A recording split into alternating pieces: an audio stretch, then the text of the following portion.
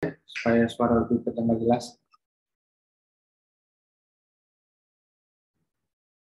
Oke, selamat siang. Apa kabar semuanya? Baik ya? Baik, Pak.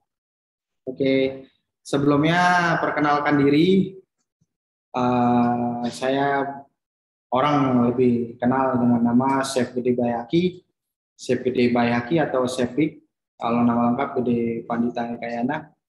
Saya keturunan Bali, tapi juga besar lama di Jakarta.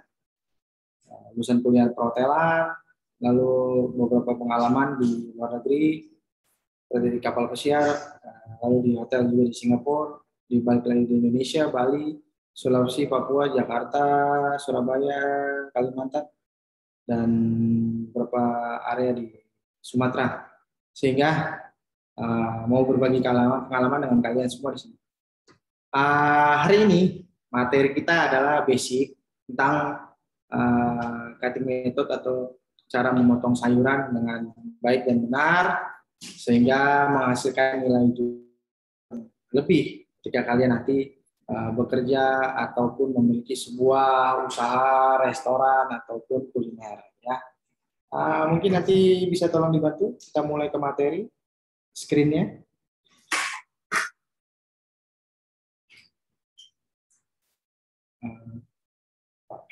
Oke, Pak Moderator, ada sedikit ini ketutup layarnya.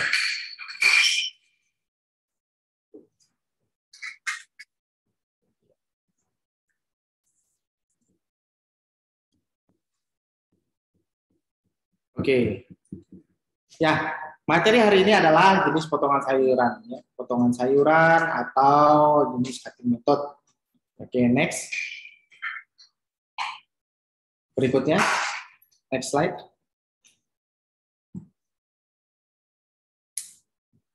Ya, pasti kalian akan bertanya, apa itu potongan sayuran? Ya, potongan sayuran atau teknik vegetable cutting adalah jenis potongan sayuran atau bahan makanan yang digunakan untuk pengolahan makanan, masakan secara profesional di dalam dunia industri kuliner, sehingga menghasilkan kualitas makanan yang memiliki nilai jual lebih, seperti pembicaraan awal tadi saya.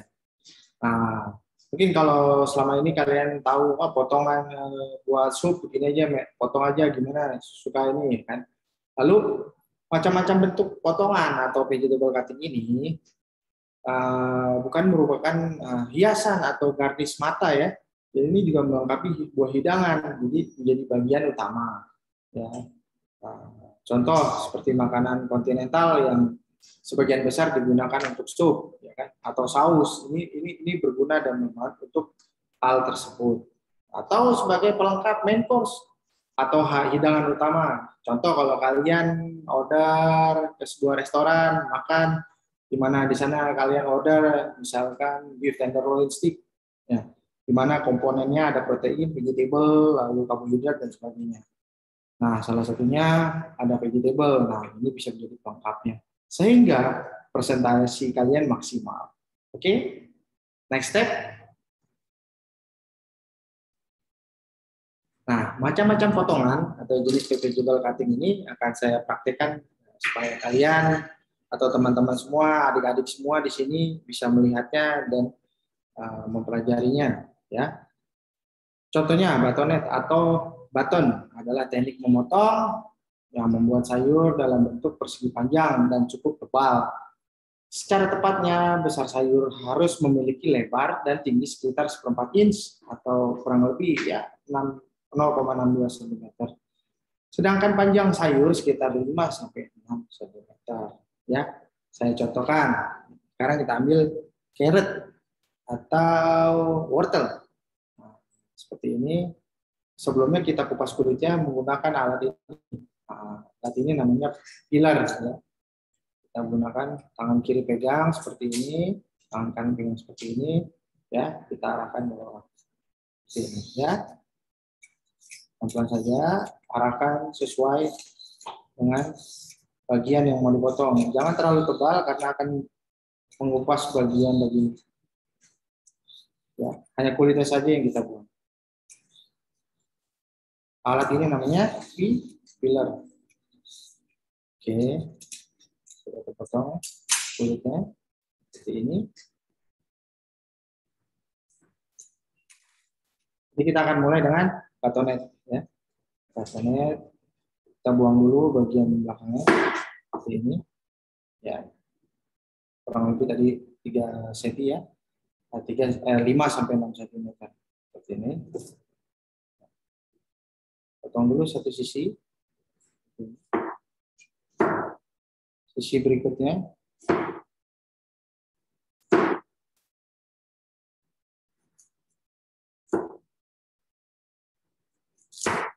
Oke.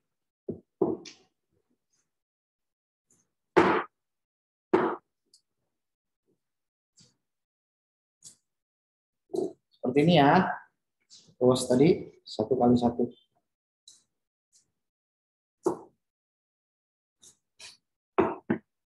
Ya. Saya buat lebih tampak seperti ini ya. Oke. Nah, lalu berikutnya juga kita ada yang namanya dice. Ya, potongan dice adalah potongan sayuran yang berbentuk kubus. Pada umumnya potongan sayur ini memiliki ukuran 1 cm kali 1 cm di setiap sisinya. Tapi tidak sedikit juga makanan yang menggunakan potongan dice dengan ukuran yang jauh lebih besar atau lebih kecil dari ukuran ini. Jadi menyesuaikan dengan kebutuhan makanan yang akan dibuat. Ya, oke. Sekarang kita contohin ya. Seperti ini, ada yang ukuran yang kecil. Setiap sisinya harus sama ya. Ini. Nah. Oke. Teman-teman bisa lihat ya, seperti ini potongannya. Ya, biasanya ini digunakan untuk sup, lalu juga ada beberapa teknik metode lainnya atau teknik cooking lainnya. Nah, itu 2 jenis, yaitu batonet dan dice. Berikutnya, passion merupakan teknik pisau yang digunakan untuk memotong sayur dalam bentuk kotak yang pipih. Biasanya teknik ini menghasilkan potongan dengan panjang, lebar setengah in, ya, dan ketebalan hanya 1/8 inch. Biasanya ini untuk mix vegetable ya. Contohnya, ini ada lobak yang sudah kita potong tadi batonet, kita potong tipis seperti ini, ya, untuk menjadi passion.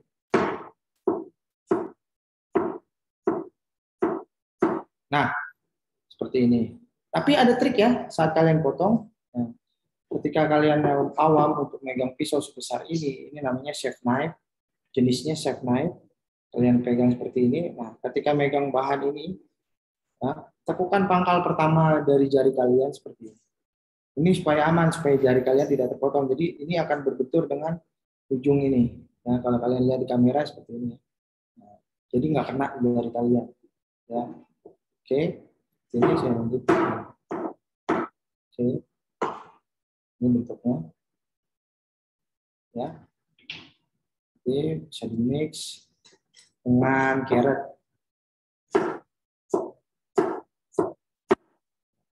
Contoh kalian mau bikin apa? Oxtail soup, ini bisa juga kalian gunakan. Atau kalian sekadar mau bikin capcay, ini bisa kalian gunakan. Ya, seperti ini. Oke. Ya. Next.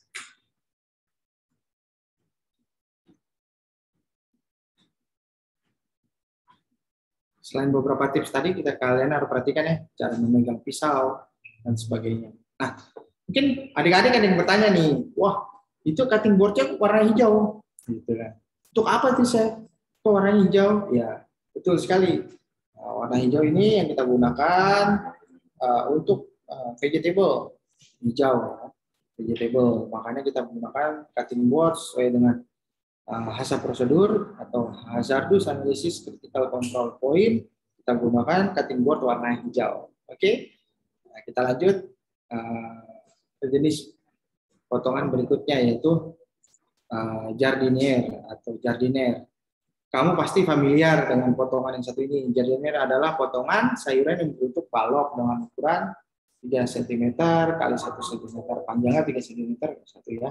Nah, biasanya potongan ini digunakan untuk sayuran, agak seperti contoh ya kentang, ini, carrot, lobak. ya kan? Seperti yang kita gunakan dalam kehidupan sehari-hari. Dan masih banyak lagi yang bisa kita gunakan. Misalkan ini juga bisa terong kita gunakan, ya seperti itu. Ya, contohnya akan saya gunakan dengan lobak.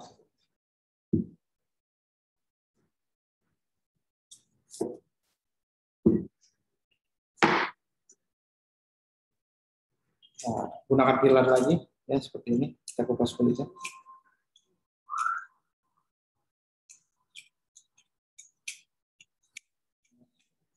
Seperti ini. Kita buang kulitnya. Misalkan kalian mau bikin sebuah sup atau apa sebagai kondimennya, ini bisa kita gunakan. Ya.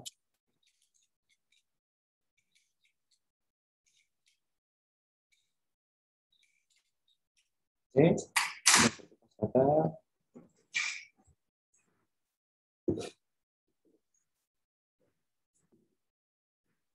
potong ini, ambil buang pinggir area.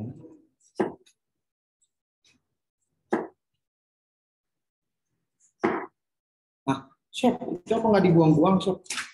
Pinggirannya, ininya, trimmingannya. Nah, kalau kalian ada yang sebelum bikin, ada yang pernah dengar bikin white stock atau kaldu, ini bisa digunakan sehingga menjadi mirepoix, ya, beberapa item ini.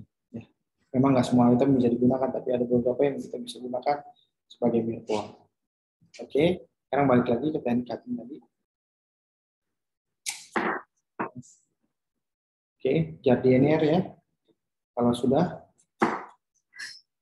1 kali 1 cm seperti ini, kita potong di tengahnya, lalu panjangnya 3 cm.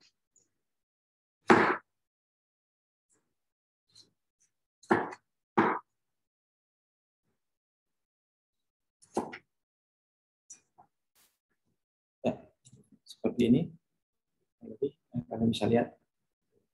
Ya. Oke. Lalu berikutnya ada teknik cutting atau teknik memotong lainnya, yaitu Brunoise. Kalau ini versi lebih halus dari Macedon, ya. Brunoise berangkat dari potongan julienne yang kemudian dipotong-potong kotak, tepatnya 3 mm kali 3 mm. Brunoise cocok digunakan untuk memotong sayuran yang akan dijadikan isian seperti risol, pastel, atau kroket. Ya. Ambil tadi contoh ini, ya, seperti ini. Meter.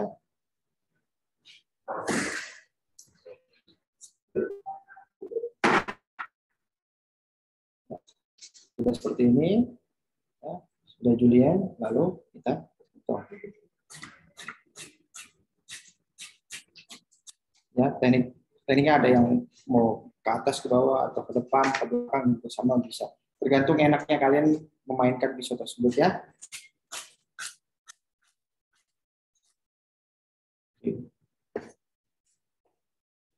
Ya, ini contohnya. Oke. Ya, perhatikan nanti kalau mau tanya silahkan, ya. Ada sisi pertanyaan. Oke. Next, screen.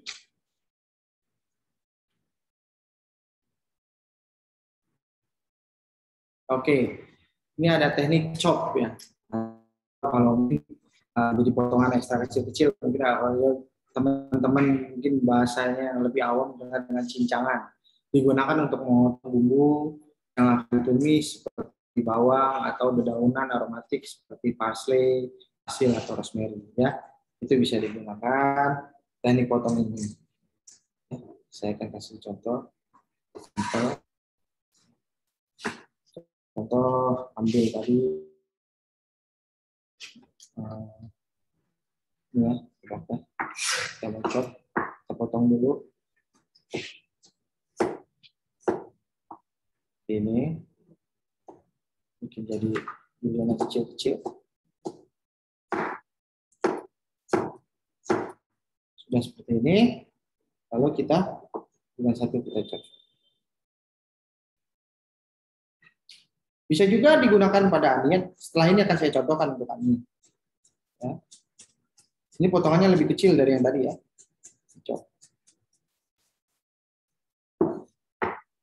Jika kalian ingin melakukan potongan yang lebih kecil, bisa juga. Nanti ini untuk filling juga bisa seperti ini ya. Nah, lalu kalau di onion bagaimana saya bisa? Saya contohkan untuk onion. Ya, ini contoh onion yang sudah kita kupas. Ya, kita potong belah dua. Seperti ini tekniknya. Ada triknya supaya kalian lebih mudah biar kelihatan jelas di kamera. Ya, kalian potong seperti ini, kalian slice seperti ini, tapi hanya tidak sampai ujung ya. Sisakan kurang lebih beberapa setengah senti. Ini.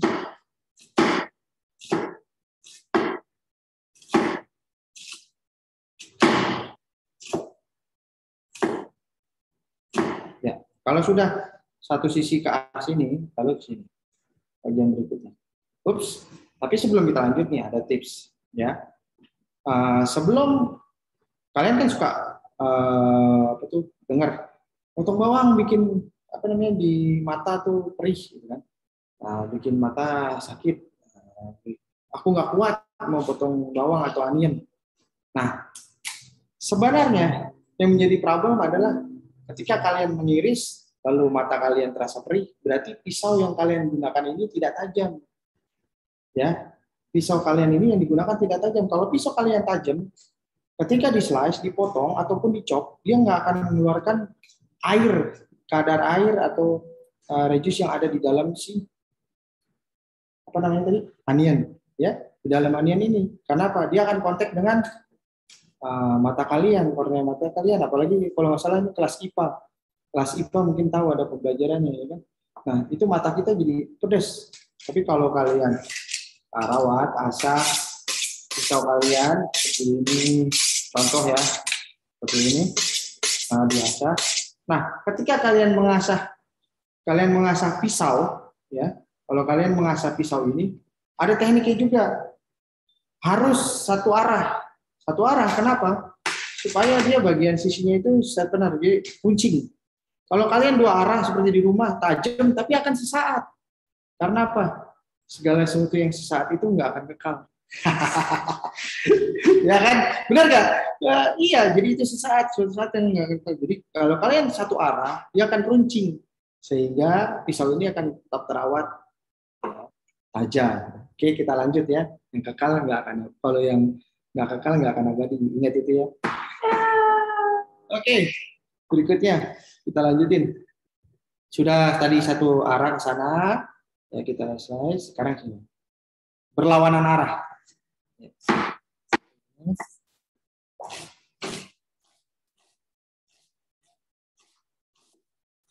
Nah, ini contoh ya. Ini sudah menjadi potongan chop nih. Nah, sudah kita kotak seperti ini. Nah, ada berikutnya tadi, saya pengen lebih chop yang halus. Oke, bisa. Tekniknya bagaimana? Nah, ini pisau ujung kita pegang, lalu ini kita tekan bagian ujung pangkal sini. Seperti ini.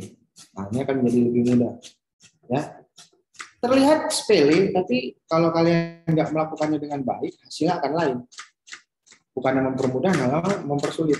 Nah, seperti ini, ketika sudah menghasilkan, kan terlihat mudah.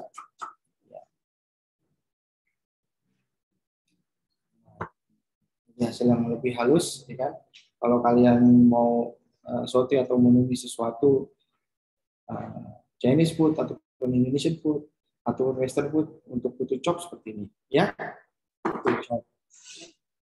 Ya. Ini sudah kita chop.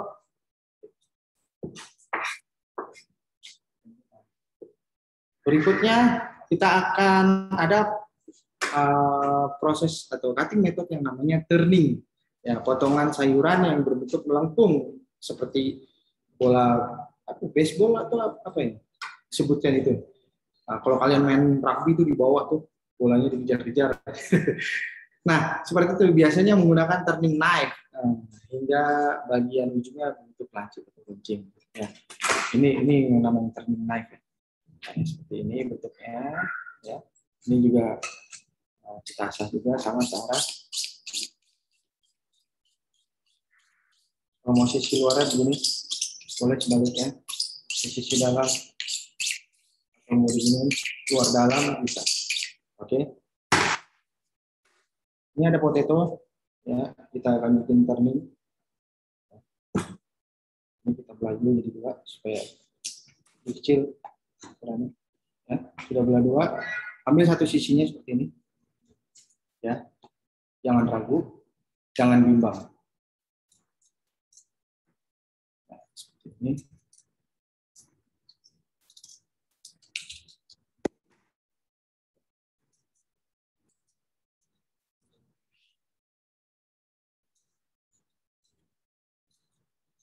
Chef, itu gunanya untuk apa sih turning? Ya, kalian kan kalau ada makan stick tuh, ada potato yang kita butuh presentasi yang cakep, ya kan?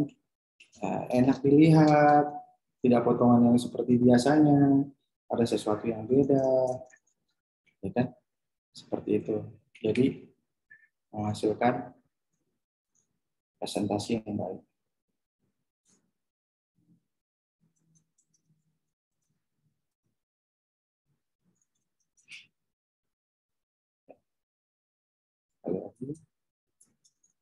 Share. Tadi kan udah saya bilang potongan ini nggak akan terbuang. Kita bisa pakai untuk pembuatan kaldu atau mirepoix, ya seperti ini bentuknya. Jelas lagi, ya. Ini saya bisa zoom. Bentuknya seperti ini. Chip hidung, ada beberapa sisi. Ya. Ini namanya turning, ya. Cukup jelas ya suara saya. Turning, ini turning. Kalian bisa gunakan kalau kalian makan, boleh tidak hanya potato ya. Kalian bisa gunakan lobak, tadi kalian bisa gunakan apa namanya cucumber atau timun, bisa juga beberapa jenis sayuran yang lain.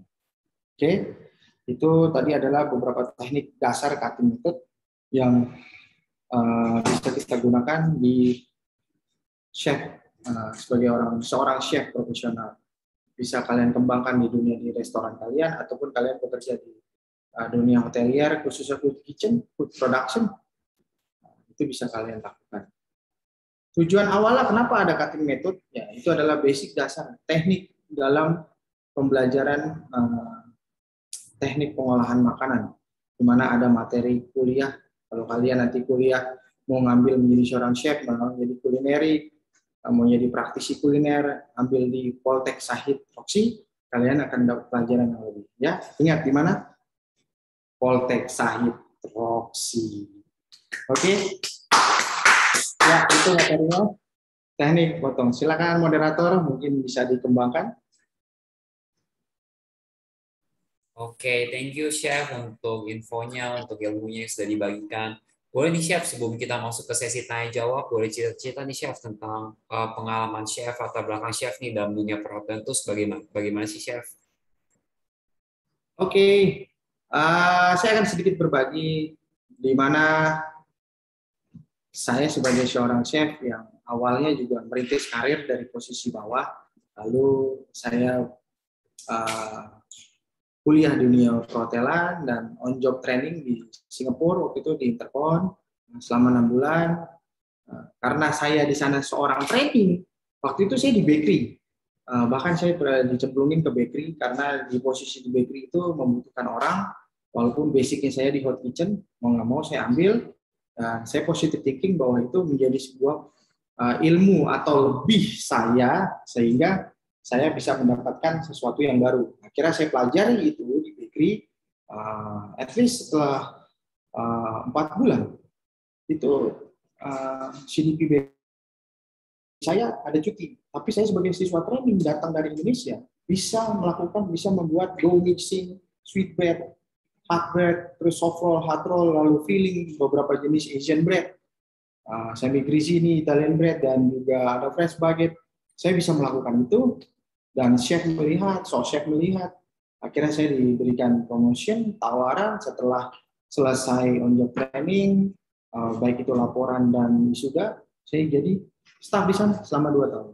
Akhirnya saya bekerja di sana, lalu pulang ke beberapa hotel di Indonesia, beberapa brand besar seperti Merkur, Avor, Prasanti, lalu Nice Nusa Dua, di Manado, lalu di British Petroleum, di Papua saya juga pernah, dan beberapa daerah di Indonesia, Bali, dan juga putar area Jakarta. Nah, poinnya adalah di mana kita sebagai seorang tukang masak, kalau chef profesional, kalian bekerja sambil traveling gitu. Dimana enak nggak ketika kita kerja, mencintai pekerjaan kita, posisi yang besar, benefitnya, kita dapat tempat tinggal, lalu kita bisa pergi kemana, termasuk di kapal pesiar. Di kapal pesiar, saya adalah chef pertama dari Asia Tenggara yang dapat posisi promotion untuk executive chef dan dapat bimbingan dari pusat di Genova, Italia. Nah, itu sebuah prestasi yang yang saya dapat, sehingga bisa menuangkan ini ke siswa-siswi yang nanti yang akan belajar di Poltek Sahid Roksi. Nah, jadi kalian nanti belajarnya akan dapat teori dan juga praktek jika kalian kuliah di sini. Selama saya di kapal pesiar pun bisa mengunjungi dari kota yang satu ke kota yang lain, dari negara yang satu ke negara yang lain, dan belajar kuliner, bisa traveling, tahu langsung, melihat bagaimana, ya kan, sehingga kita mendapat ilmu yang lebih, ya. Buat kalian semua mungkin ini jika kalian memang menginginkannya menjadi sebuah chef. Saya juga dulu sama, saya juga pernah youngers, saya juga pernah muda, pernah merasakan hura-hura, pernah merasakan betapa indahnya masa muda. Tapi kalau kita dari muda dari sekarang nggak terplanning, melihat sesuatu yang menjadi lebih positif, biar nggak sia-sia masa nanti kita ketika sudah mendapat umur yang lebih. Ya, itulah sedikit gambaran background saya, pengalaman saya. Semoga menjadi motivasi buat kalian, adik-adik yang masih sobat-sobatku, saudara-saudaraku yang masih youngers, bahwa segala sesuatunya itu bisa dilakukan, bisa digapai menjadi sebuah hasil yang maksimal. Tentunya kalian belajar menjadi seorang chef profesional di Poltek Sahid Roksi. Oke, thank you moderator. Oke, thank you nih Chef untuk berbagi ilmunya. Ternyata jenjang karir Chef itu luas ya Chef, bukan cuma di Indonesia doang, tapi juga saat di luar negeri pun juga tetap ada lowongan kerjanya juga tetap banyak, dan bahkan saat di luar negeri pun tetap bisa namanya bekerja sambil jalan-jalan ya Chef, yang melihat dunia luar seperti apa, budayanya juga bisa belajar. Wah, ilmunya banyak banget ya, ternyata juga bisa kenal dengan orang banyak, channelnya juga banyak. Oke nih, jadi kita sekarang mau masuk ke sesi tanya jawab. Dari kalian ada nggak yang mau tanya sesuatu tentang hal tadi, tentang cutting method atau seputar dunia perhotelan juga boleh, atau dunia kitchen, atau tentang chefnya sendiri nih, pengalamannya kalian mau nanya apa juga boleh. Ada yang mau bertanya? Ya, silakan bertanya, kita diskusi, relax tentang product knowledge, tentang food production, tentang kitchen. Boleh keluar dari materi, silakan. Yang penting koridornya masih di tentang kitchen. Silakan.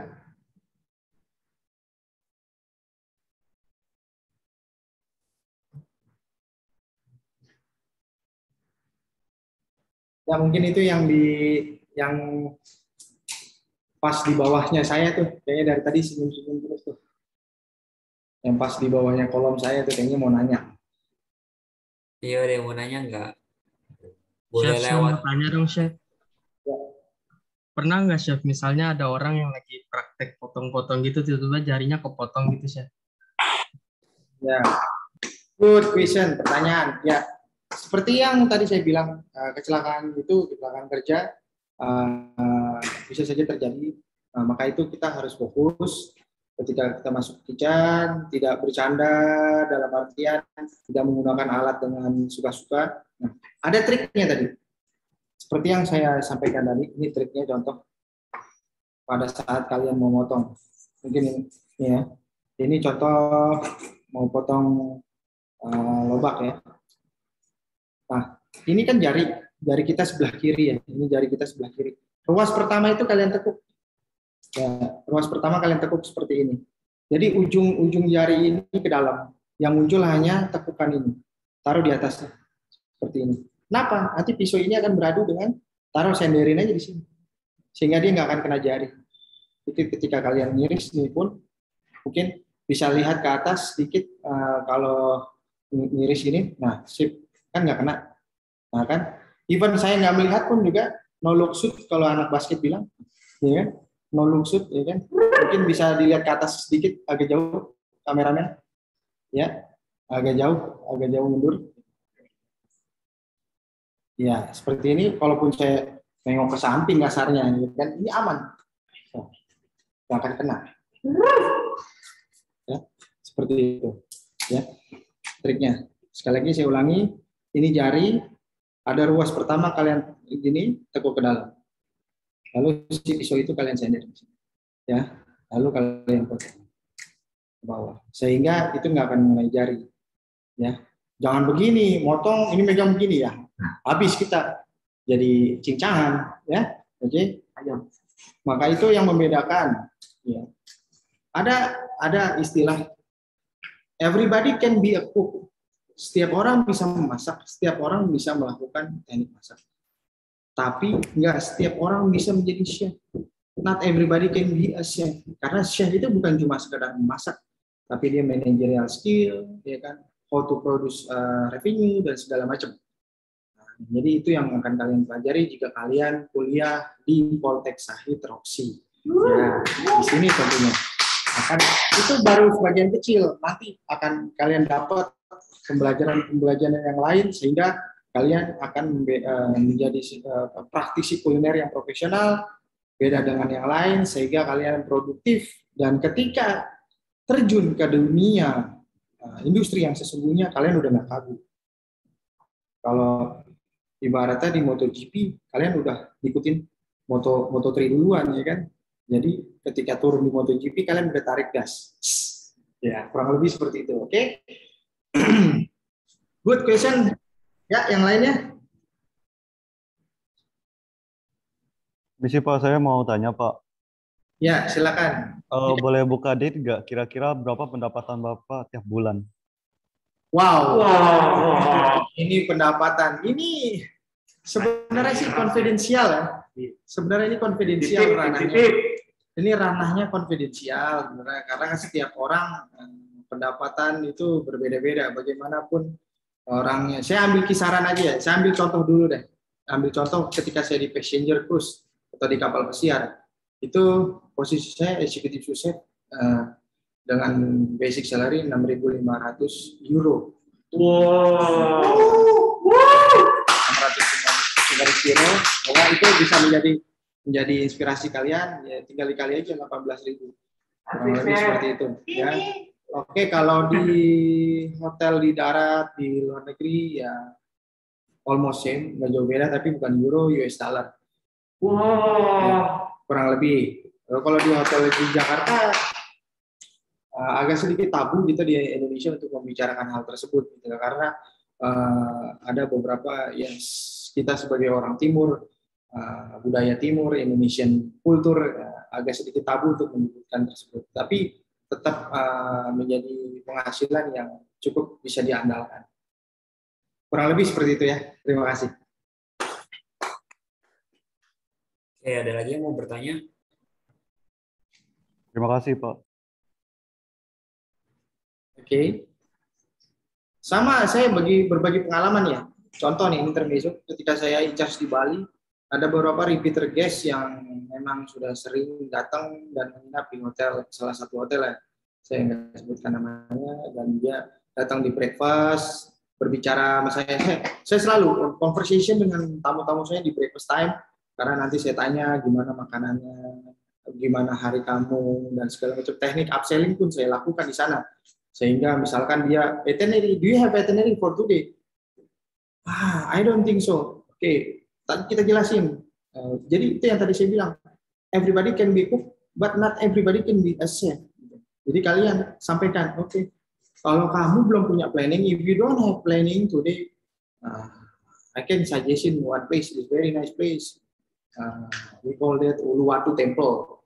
Because why? If you going to the Uluwatu Temple, kamu bisa melihat kecak dance sambil pemandangan dari atas bukit tebing bisa melihat ke arah laut barat Bali seperti itu. Wah, terus bagaimana saya kesananya? Di sini kita juga menyewakan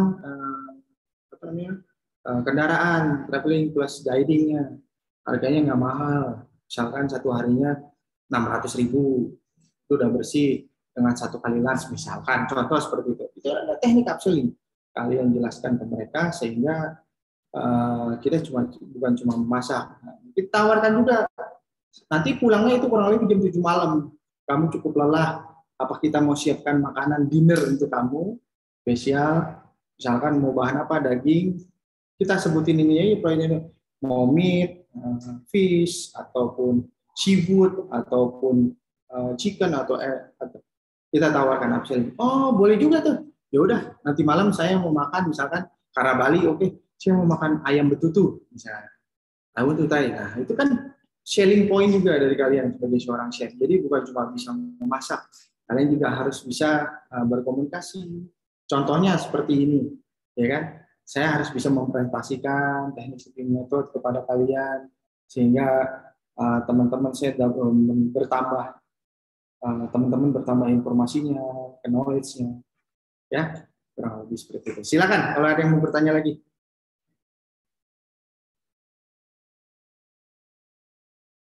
Karena nanti kalian ketika menjadi seorang chef setelah pensiun atau sebelum pensiun atau mau pensiun dini, kalian mau buka usaha sendiri kulineri, wow, nggak ada suatu hal yang nggak ada habisnya gitu.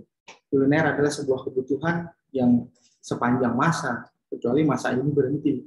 Ya, yang penting antara masa kamu dan masa aku tetap berjalan.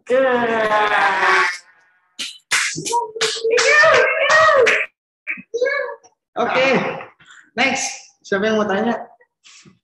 Ciwi-ciwinya mana yang? Bertanya, kita santai, relax, tapi seputaran ya, karena cooking itu juga harus dengan passion. Ya. Chefnya mau nanya. Ya, silakan. Yang gitu bisa keluar negeri kayak? Maaf, sebelumnya dengan siapa? Tadi banyak yang belum memperkenalkan diri. Ya. Tiffany. Siapa? Tiffany.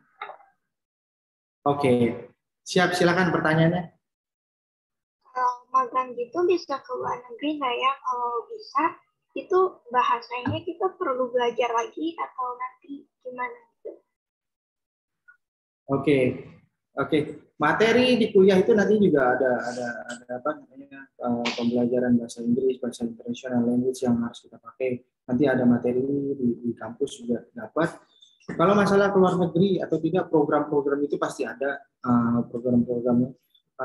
Nah, kalian pun bisa jika kalian sudah lulus jalur independen pun, jalur sendiri pun terbuka luang, apalagi dengan era AFTA perdagangan bebas sekarang ini, kita bisa apply ke negara ASEAN itu setahu saya tanpa visa lagi. Jadi kalian bisa approach mau kemana. Nah, nanti kan tinggal bagaimana kalian ketika interview rekrutmen, bagaimana menjual diri kalian dalam arti sesungguhnya ya, dalam arti kerja sebagai seorang chef gitu kan. Jika hal itu bisa kalian lakukan, jalan itu terbuka dengan luas. Oke. Masih banyak kok, bukan cuma kapal pesiar, overland juga banyak. Kalian hotel-hotel bintang di Singapura paling dekat bisa banyak, Australia itu bisa banyak. Kesempatan itu selalu terbuka, ya. Oke, thank you. Thank you Tiffany buat pertanyaannya. Oke, yang lain ada yang mau bertanya? Mungkin sebelum kalian bertanya, kalian boleh memperkenalkan diri kalian dulu secara singkat, nama. Oke, ada lagi yang mau bertanya? Saya Pak Christopher Nathanael Pak. Oke, Christopher. Saya iseng-iseng nih Pak. Dish apa atau masakan apa yang Bapak paling suka masak gitu? Atau paling Bapak favoritin untuk masak gitu? Good question. Kalau ditanya masakan mana yang paling saya suka, walaupun saya bisa semuanya, saya akan jawab tetap Indonesian food. Kenapa Indonesian food? Karena Indonesia itu makanannya berkarakter. Saya bahkan waktu di Bali juga berdiskusi, ada simposium, saya juga aktif sebagai Sekjen Asosiasi Chef Indonesia BPC Badung waktu itu. Di Bali saya menjabat selama 3 tahun. Saya ada diskusi dengan beberapa chef-chef hebat yang dari luar negeri, Paulo, Esteban, terus dengan beberapa teman-teman dari Konrad segala macam. Kita Indonesian chef bisa belajar membuat pasta, bisa belajar membuat French baguette, Mexican food kita bisa, dan hasilnya luar biasa. Bahkan mereka pun mengakui. Tapi sebaliknya mereka ketika belajar, dan ini fakta loh, apa yang saya sampaikan ini fakta. Ketika dia belajar, contoh di Indonesia itu sebenarnya kalau kalian tahu sebagai seorang profesional artinya belajar, itu ada 3 teknik bumbu dasar: bumbu merah, bumbu putih, dan bumbu kuning. Mereka mempelajari itu aja sulit. Karena apa? Herb yang kita punya, bumbu-bumbu rempah-rempah yang kita punya itu luar biasa. Bahkan contoh, sup, jangankan sup ya, sate aja. Sate aja kalian di Indonesia kalian tahu berapa jenisnya. Ada sate Cirebon, sate Madura, sate di Bali pun ada sate lilit, ada sate Lamongan, ada sate ini, macam-macam. Sup dari Sabang sampai Merauke, ya kan? Dari mulai ujung Aceh dia punya sup, ya kan? Beda-beda semua karakternya itu. Nah, makanya saya tanya, kalau favorit saya Indonesian food, favorit. Nah, karena saya ingin mengenalkan Indonesian food ini ke pentas dunia. Jangan salah loh, rendang adalah nomor 1 dunia hasil olahan daging. Untuk sup, rawon ada di posisi kedua dunia. Nah, itu patut kita banggakan. Bahkan ada beberapa rekan chef yang sekarang sedang mengikuti kompetisi International World Cooking Competition, ya kan? Nah, yang kemarin sempat, kalau kalian lihat IG-nya Menteri Pariwisata Pak Sandi Uno, di situ dilihat ada beberapa chef yang sedang melakukan perlombaan cooking competition tingkat dunia. Oke, itu jawaban saya. Thank you. Suaranya putus-putus. Oke.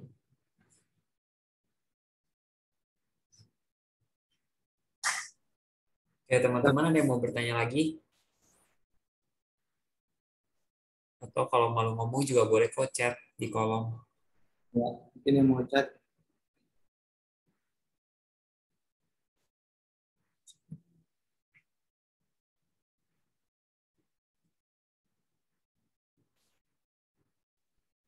Ya, biasanya siswa-siswi IPA itu kritis loh. Karena saya juga dulu SMA IPA.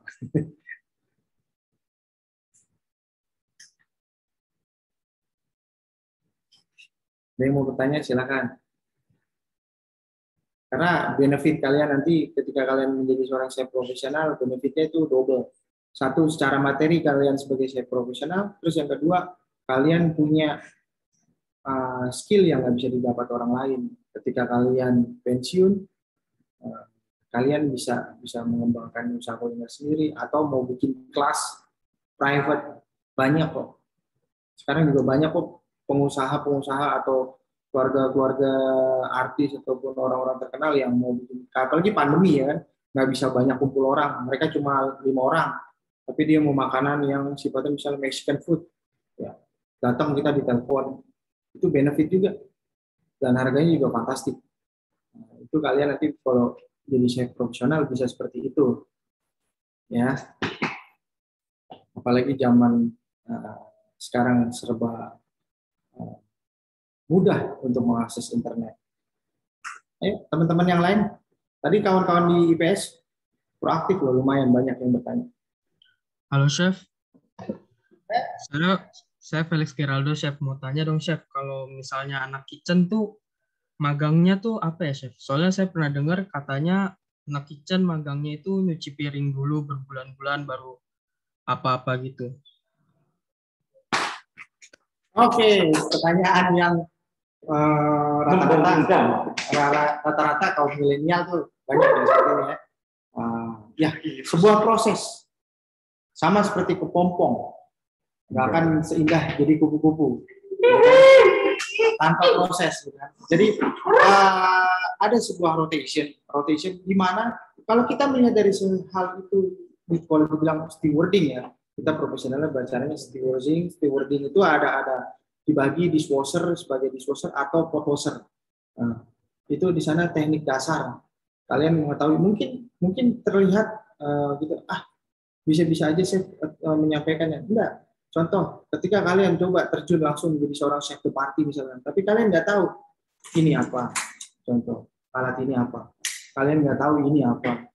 Ya kan? Kalian nggak tahu ini apa. Terus Chinaware, kalian nggak tahu Chinaware apa. Karena nanti di stewarding ada beberapa hotel yang memang merotasi. Misalkan 1 bulan dulu di stewarding, besok sebulan lagi di pastry, sebulan lagi di sini gitu. Nah kalau kalian nggak tahu di stewarding itu kan basic-basicnya nih, kayak dinner ini dessert plate ataukah ini B&B plate, banyak. Nanti ketika kalian menjadi chef, kalian terlihat kurang wawasan, kalian tidak mempunyai background yang atau mempunyai teknik dasar yang kurang lengkap. Nah, kita ambil dari sisi positifnya. Kalau dibilang berbulan-bulan sih tidak. Karena kan rotasi setiap siswa itu juga, saya juga pernah di hotel, saya merotasi mereka untuk ada di dishwasher atau di pot washer ataupun nanti pindah ke hot kitchen, main kitchen, pastry bakery, itu kan ada rotation sehingga kalian mendapat sesuatu yang lebih ya karena semuanya juga butuh proses. Sama seperti saya, tidak semerta-merta langsung bisa berdiri di depan hadapan kalian, sebuah proses panjang sehingga menjadi seorang chef yang punya nilai jual. Tapi yakin banyak kok chef-chef muda sekarang yang berkreasi bahkan lebih inovasi dari saya, itu banyak. Tapi tetap kalian sebagai seorang chef profesional harus tahu basicnya, dasarnya seperti itu. Oke, good question, thank you.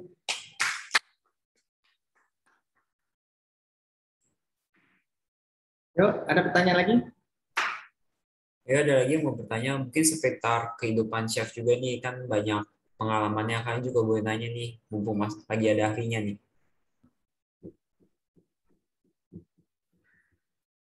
Boleh, silakan. Iya. Nanti kalau kalian kuliah di Poltek Said Rosi, terus mempelajari ngambil ini, lalu kalian sukses bekerja, lalu kalian bisa kerja di luar negeri ataupun kalian di dalam negeri, itu sebuah proses, gitu. Step.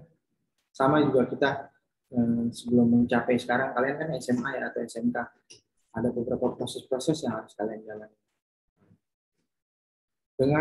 Dengan kondisi dan support yang luar biasa dari, kalau zaman dulu ketika saya masih belajar step awal di kitchen, saya tuh semuanya serba dari buku karena belum secanggih seperti sekarang.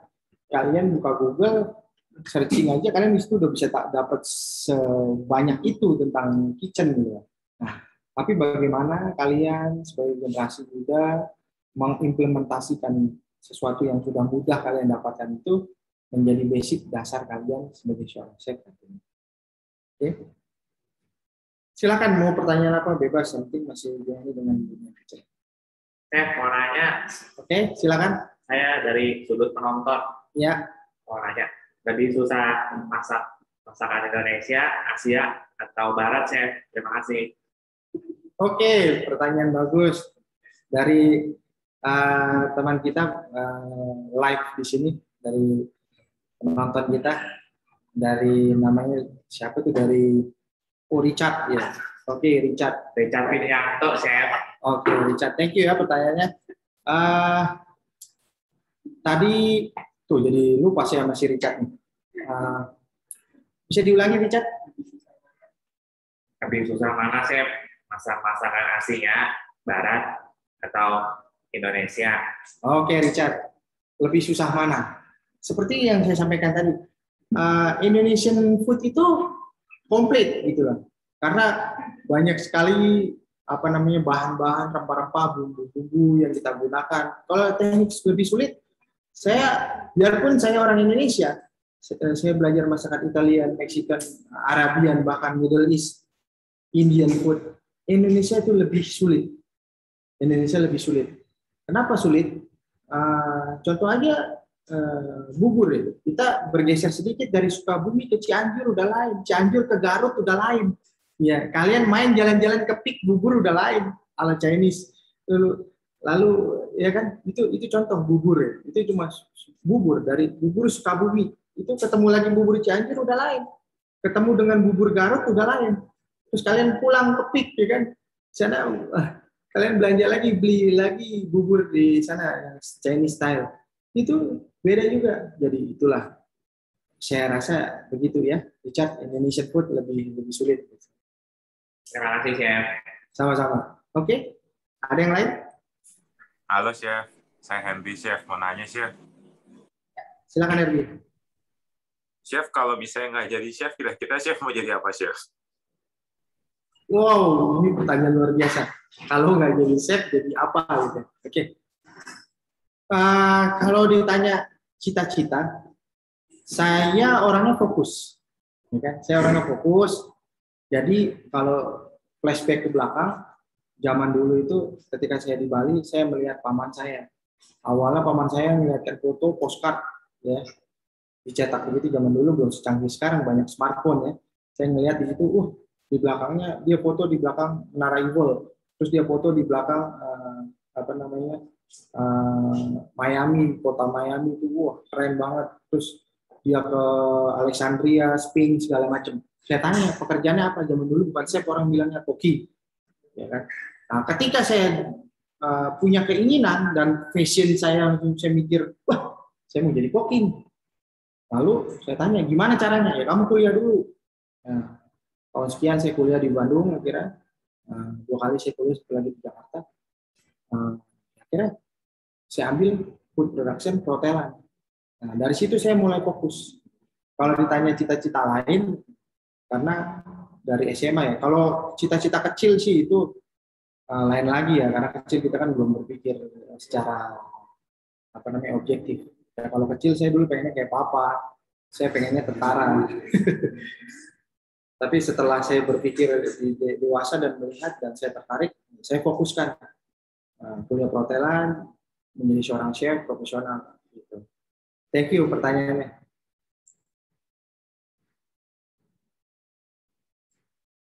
Ada lagi? Ntar kalau saya balik tanya nih ke siapa tadi? Henry ya. Henry Yes. cita-cita apa? Dulu mau jadi chef, tapi nggak jadi. Karena saya udah suka sama yang lain, Chef. Oh, pindah ke lain hati berarti ya. Oke, it's okay, no problem. That's your life, kamu yang tentukan, nggak masalah. Oke, any question? Chef, saya Chef mau nanya. Oke, dengan siapa? Saya Bambang dari penonton sekitar. Oke. Saya suka makan nasi goreng di tek-tek, biasa murah. Tapi kalau ke hotel mahal, kenapa ya Chef? Oke, good question. Ini pertanyaan yang luar biasa sekali nih. Ya, contoh nih ya. Kenapa kok di hotel mahal? Ini contohnya nih. Seperti teknik cutting method tadi, segala macam presentation, cooking, alat-alat, terus ketika nanti disampaikan. Nah, karena makan di hotel itu, kalian bukan cuma makan. Kan kalau kalian lihat ke bawah, di billing itu ada tax and service. Ya kan? Ada tax untuk ke government, ke pemerintah, service charge. Karena sebuah pelayanan, contoh baru datang aja kalian bilang selamat pagi, selamat siang, selamat sore kakak, bapak, ibu, adik, ya kan? Begitu dilayaninya kalian, begitu diservisnya kalian, sampai kursi pun dibukakan, disiapin, napkin kalian dipasangin, segala macam. Itu adalah sebuah nilai jual, ya, sebuah nilai jual, kelebihan, ya, service charge. Kenapa? Kalian kalau bekerja di hotel ataupun di dunia jasa kuliner itu ada service, jadi kalian bukan cuma mendapat gaji pokok, kalian akan menerima service charge. Jadi gajian kalian bisa 2 kali. Ada beberapa manajemen yang memberikan terpisah. Misalkan gaji di tanggal 1, service charge di tanggal 15. Bahkan ada di Bali di mana waktu Raja Salman datang, ya, itu juga ada beberapa di hotel saya, itu service charge you can imagine bisa sampai kisaran 18 jutaan, di mana hal yang suatu amazing di luar basic salary staff biasa UMP pada saat itu sekitar 3,2 jutaan, tapi dia dapatnya lebih dari itu. Nah, itulah di kelebihan di hotel service charge, ya. Suatu hal yang menjadi nilai lebih. Itu kurang lebih. Thank you ya pertanyaannya. Oke. Oke, Chef, saya mau nanya dong, Chef. Ya, boleh, silakan. Chef kan udah ada pengalaman nih, Chef, di dunia hotel dan dunia pesiar. Nah, yang mana sih, Chef, yang ilmunya lebih banyak sama kerasan dunia mana ya, Chef, ya? Oke. Kalau dibilang keras atau disiplin, tanggung jawab, semua pasti memerlukan disiplin, tanggung jawab, keras, dan semuanya tempat itu sama. Nah, tinggal bagaimana kita membawanya. Back to your basic, back to yourself, gitu kan, kembali ke diri kita menyikapi hal-hal tersebut. Nah, saran saya, kalian mencoba mempolakan hidup kalian. Mempolakan itu dalam artian ketika untuk mencapai baik itu di hotel ataupun di kapal pesiar, mencoba mempolakan, menyamakan kehidupan kalian dengan tempat yang akan kalian kerja, sehingga menghasilkan sinergi yang baik gitu. Kalau di kapal pesiar, oke, kulturnya seperti ini kalian sesuaikan. Lalu di hotel kulturnya seperti ini kalian sesuaikan. Aturannya gimana, rule-nya? Don't break the rule. Kalian follow the rule-nya. Kalau rule-nya memang harus 8 jam kerja, baru 1 jam istirahat, ya lakukan. Atau 4 jam kerja, istirahat, lanjut lagi 4 jam, lakukan. Gitu. Misalkan kalian ada di section garamantsu, kalian prepare ya di garamantsu untuk membuat salad dan sebagainya. Ya, kalau dibilang keras dimanapun keras. Semua kerja pun pasti ada baiknya, ada indahnya, ada lelahnya. Tapi ketika kalian optimis dan meyakinkan diri kalian bahwa ini adalah passion saya, hasil akan positif. Jadi ketika melakukan sesuatu, jangan pernah berpikir negatif, gitu kan. Kalau berpikir kalian tetap negatif, hasil akan negatif. Ya, seperti itu kurang lebih. Thank you. Oke, ada yang mau tanyakan lebih ke pertanyaan tentang kitchen? Silakan. Ada lagi diskusi kita siang ini? Sampai kacamata, bingung. Itu bibit.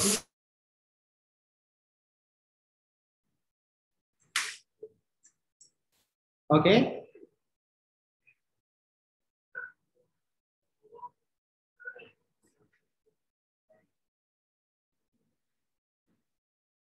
Ya, moderator.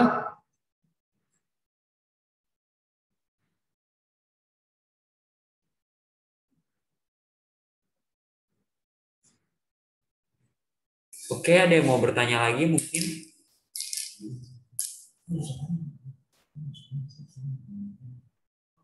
Oke, Chef, ada yang mau bertanya nih, Chef? Ya, silakan. Semua. Halo, Chef. Saya mau nanya, Chef. Gimana sih, Chef, cara melatih mental di kitchen itu, Chef? Karena kan di kitchen itu dunia keras ya, Chef. Sekian, makasih. Di kitchen itu keras. Ya. Sebenarnya begini, kenapa di kitchen itu kalau bahasa bukan keras ya, disiplin.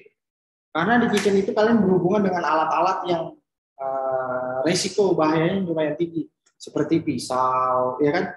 Kenapa harus disiplin? Chef akan teriak, hey, don't bring knife like that. Jangan bawa pisau begitu. Kenapa harus dibawa pisau? Ketika jalan kalian megang pisau harus begini, supaya nggak kena temennya, ya kan? Terus kenapa harus call the fire? Kenapa harus diteriakin matiin apinya segala macam? Ya kalau nggak dimatiin apinya kebakaran.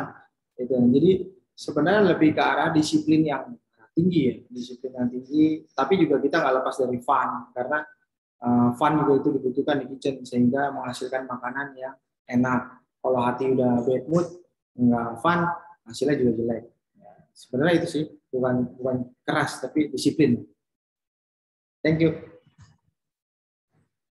Oke, teman-teman ada lagi yang mau bertanya? Ya, saya mau nanya, Chef. Ya, silakan. Pengalaman terseru saat menjadi chef apa ya? Pengalaman chef yang paling seru itu apa?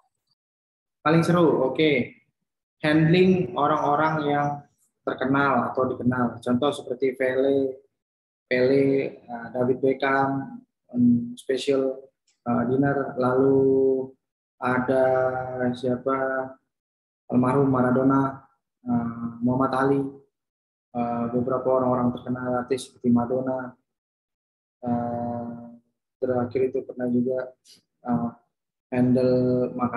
handling di Indonesia, Presiden almarhum siapa namanya, Pak Gus Dur. Lalu waktu Pak SBY juga saya pernah terlibat ketika penaikan dan penurunan bendera, di mana kita diundang loh, dipilih chef-chef yang ada dipilih untuk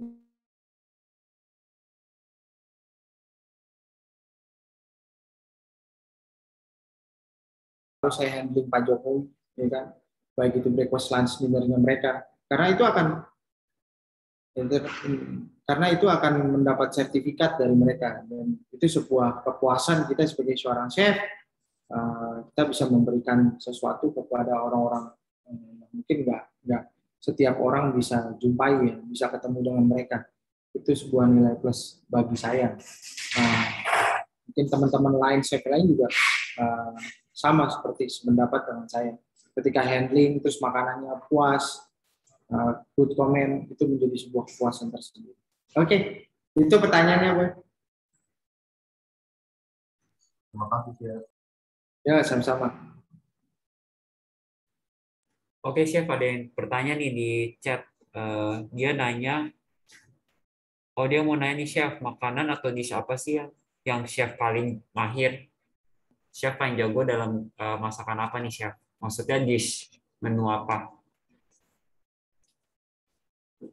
Saya karena awal basicnya di kapal pesiar di Italian, saya Italian food, ya, mulai dari pasta nol saya bisa buat, dan itu menjadi sebuah nilai lebih saya untuk membuat Italian food. Oke, sama halnya dengan kawan saya, Chef Chandra juga sama, itu basicnya Italian food. Oke, itu sih pertanyaannya, bisa terjawab? Oke, yang lain ada lagi yang mau bertanya? Sudah terjawab ya yang tadi?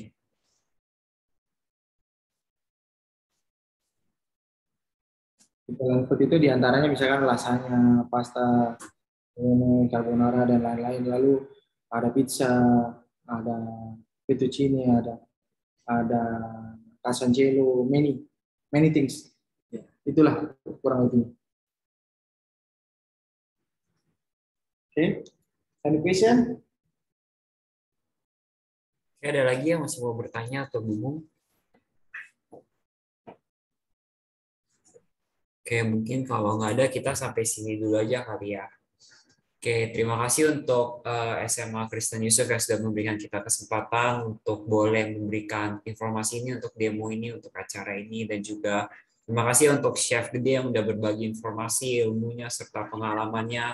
Kiranya apa yang udah di-sharingkan boleh saling menjadi masukan ya buat kita, boleh saling memberikan informasi dan juga gambaran untuk kalian tentang dunia chef tuh gimana sih, dunia perhotelan tuh gimana sih, ternyata peluang kerjanya juga banyak, kalian juga bisa kerja di berbagai kota, dan bukan hanya di Indonesia saja, tapi juga kalian bisa di luar negeri, kalian peluang kerjanya juga banyak.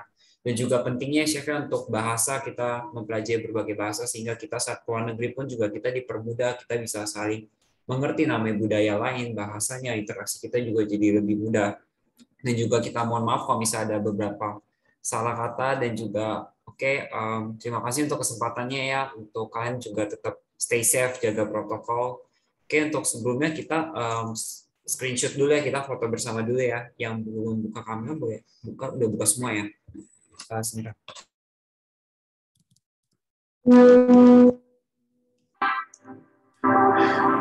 Kita screenshot.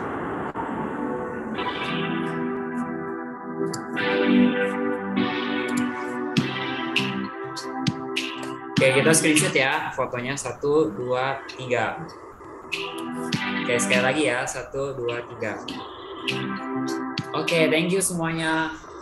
Oke, terima kasih untuk kesempatannya. Thank you, Chef. Welcome. Terima kasih.